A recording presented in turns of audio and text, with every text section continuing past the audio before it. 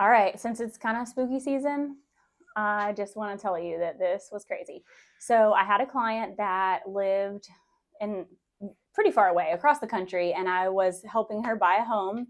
I had never met her before, but I wanted someone in her family at least to come and see what I was seeing, so we could see every bit of this home before she purchased it. Her dad and her stepmom came down, and we had her on FaceTime. I turned the FaceTime on, and the home, it's not a huge home. We had some issues with making sure that the home, that nobody was in it.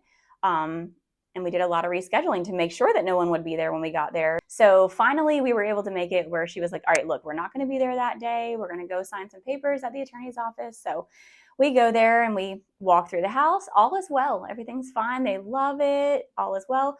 Well, when you walk out back, there's a beautiful, beautiful yard. And to the side, there's this shed.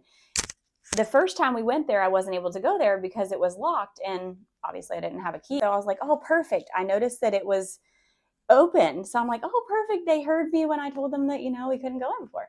So I open it up, and when I opened it, the stepmom and the dad, they start to go in, and I'm getting my video straight so I can kind of show her every crevice of the area. Walk in, and it's a regular garage. It's like older, but it's, it's got windows and everything. And then we go walking a little further, and I noticed that there's this door there. So I'm like, oh, cool. Like, what is this?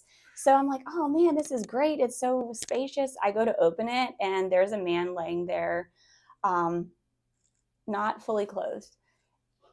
And I didn't make it all the way in before the stepmom runs out. Like, her face is completely white. And I'm like, what is wrong? What is wrong? And she's like, there's something in there.